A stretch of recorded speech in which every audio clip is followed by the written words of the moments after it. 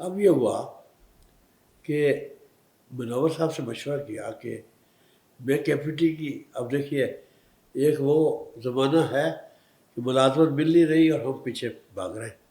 اب پکی ملازمت ملی ہوئی ہے، رشوت مل رہی ہے، سب کچھ ہے، خوشحالی ہے. ہم کہہ رہے ہیں کہ نہیں، ہمیں وہ نہیں کرنی، ہمیں کسی اور جگہ پہ پرائیویٹ نوکری دلا دیں. تو میں استعفیٰ دینا چاہتا ہوں. تو انہوں نے، یہ کوآپریٹو مارکیٹ نہیں بنی تھی ابھی، تو ان کے جتنے دکاندار تھے اس وقت، جو چرچ ہے نا سامنے، جی جی اس وقت چھوٹے چھوٹے کیبل بنے ہوئے تھے، کیبل چھوٹے چھوٹے، وہ جتنی فٹ پاتھ ہے اتنی، اس میں چلنے کا راستہ تھا اور کیبل. وہ کسی سے بات کی کہ سیلز مین کے طور پر لے لیں گے، ٹھیک ہے، کوئی شفیع صاحب تھے. اب ہم نے استعفیٰ دے دیا. اب اس استعفے کو منظور ہونے میں 2 مہینے لگ گئے.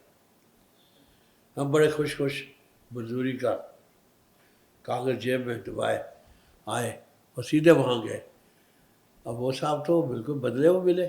انہوں نے کہا کہ بھائی صاحب یہ تو چھوٹا سا کیبن ہے، اس میں ایک سیلز مین کی ضرورت تھی، 2 مہینے ہو گئے، میں نے تو انتظار کیا، میں تو رکھ لیا بندہ، اب تو میرے پاس جگہ نہیں ہے.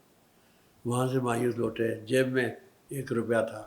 میرے ساتھ روم میٹ تھا، وہ آیا، کہنے لگا بھائی خوشخبری ہے، آپ کے والد صاحب آ گئے ہیں. انہوں نے سرپرائز دیا. کوئی آدمی آ رہا تھا، پتہ تھا ان کے پاس، ان کے ساتھ آ گئے اور وہ رکشے میں چھوڑ کے چلا گیا. ٹھیک ہے. اب دیکھیے 1 روپیہ جیب میں ہے، نوکری جو ملنی تھی نہیں ملی، استعفیٰ منظور ہو گیا.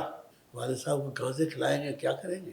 اب ورس روڈ پہ اترے جا کر، وہاں سے جو جنگ کی طرف سے راستہ جاتا ہے تو دکانیں الٹی ہاتھ پر ہیں. اس کے بیچ میں ایک پرنٹنگ پریس تھا. وہ کس کا تھا؟ یہ یحییٰ بن زکریا کے والد کا. وہ بھی جمعیت میں رہے تھے. تو ہم ساری چیزیں ان سے پرنٹ کرواتے تھے. تو وہاں سے گزرے، سلام کیا. وہ کہنے عارف الحق، یہ چہرے پر آج وہ عارف نہیں ہے، کیا بات ہے، مایوسی ہے. میں نے بتایا یہ چیزیں ہو جائے تو کیا ہوتا ہے، کیا ہونا چاہیے. تو وہاں سے یہ بھی دیکھیے کتنے بڑے آدمی تھے. نے کہا تمہاری قسمت بڑی اچھی ہے، 200 روپے مجھے ابھی کسی نے بقایا جات دیے، یہ لو، یہ تو تمہارے ہوئے، 4 مہینے کے لیے بہت ہیں، کھلا خرچ کرو. تو بھی 200 روپے. 200 روپے کتنے تھے اس وقت؟ اس وقت سونا تھا 65 روپے تولہ. او اللہ. 65 روپے تولہ.